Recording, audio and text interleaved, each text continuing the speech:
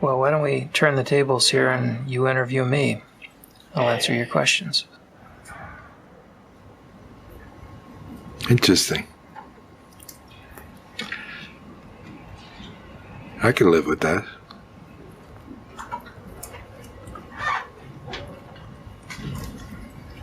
Just so happens I might have a question for you.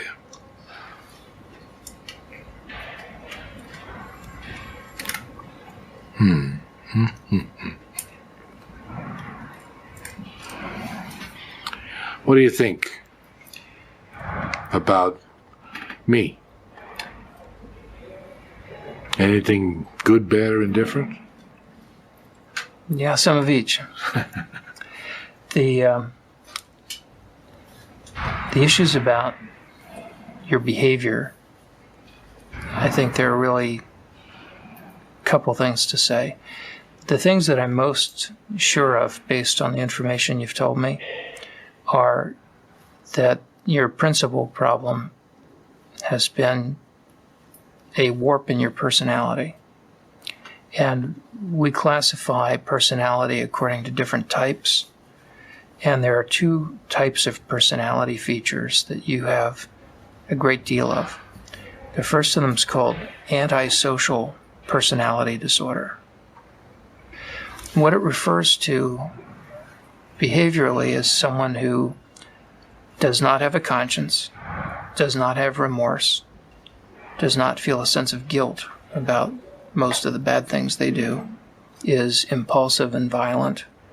The typical things we see before age 15 in people who earn that label are cruelty toward animals, cruelty toward people.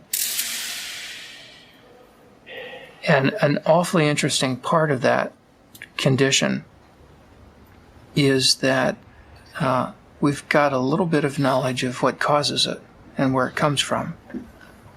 And that's where there's some good news and some bad news.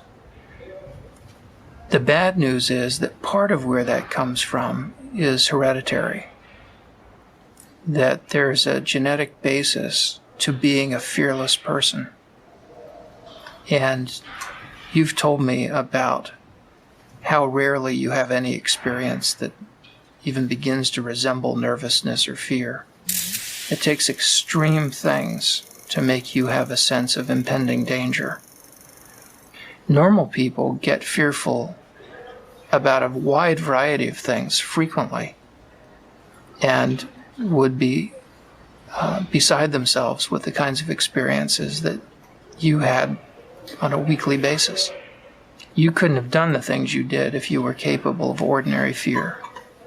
But the fact that you're born with a genetic predisposition to fearlessness doesn't mean that it's inevitable for you to become a criminal. Because some people who have that genetic predisposition to fearlessness become pro-social risk takers. They do things like drive race cars, test fly planes, fighter pilots, bomb disposal technicians. Now, those are all jobs where it helps to have a lot of fearlessness. And in fact, some people in law enforcement are brave and have that same capacity to be fearless. And the difference between the people who grow up to be risk-taking good guys with white hats and the people who grow up to be risk-taking bad guys with a long, long rap sheet and a lot of crimes has to do with how their parents raise them. If you raise a kid with love and kindness and affection most of the time, you've got a good shot at their growing up to be decent, caring, loving human beings and treating their own kids well. But if you raise a kid the way Stanley raised you, with no love, no affection, constant abuse, beatings for no reason, all you teach is hatred.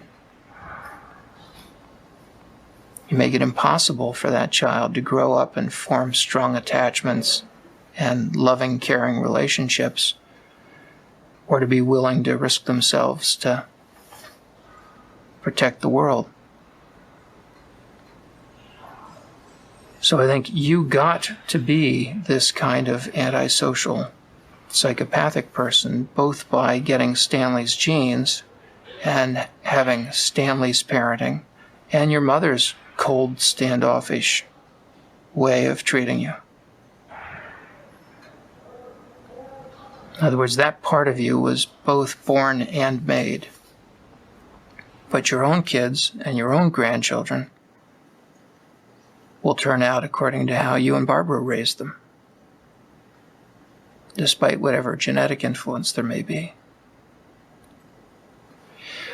The other thing that I think is true about you is another personality style, where I think it's fair to say that you've got the features of what we call a paranoid personality disorder. The general rule for someone who is paranoid is to trust no one, let no one get too close to you, and to never forgive anyone who does you wrong. If somebody criticizes them, they're quick to respond with anger or to counterattack.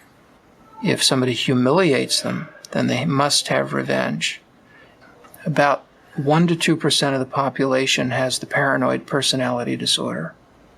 About 2 to 3% of males and 1% of females have the antisocial personality disorder. And then there's this smaller group that has both. And it was having both that allows you to have this career that you've had, and that allowed you to profit from your capacity for a completely emotionless, fearless, remorseless hit.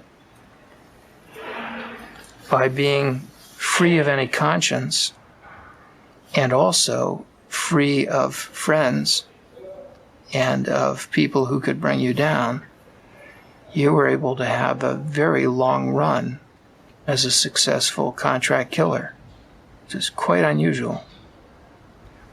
And you wouldn't have been able to do that had you not had both of those personality flaws. In your line of work, they turned out to be major advantages, kind of preconditions for a successful career. I appreciate you taking the time and explaining this to me. I am probably the loneliest person in the world because I have nothing I care for, and I can't make any friends to have any kind of a relationship, so I've lost everything. I've lost everything I ever cared for, everything I ever wanted. It's down the toilet. Since there is no love in my life, I must have something to replace it, so I replace it with hate. Constant hate. Constant reminder to hate. And what's that do for you? Keeps my left foot going in front of my right foot. Keeps me moving. Without it, I would probably just plop down someplace and have no reason to continue. Is that all you've got left is hate? That's all I've got left. Everything that I ever cared for is gone. Everything I ever liked is gone. Everything that meant anything to me is gone. So hate. That's all you started with, too. Then I've come full circle. It's time for me to die.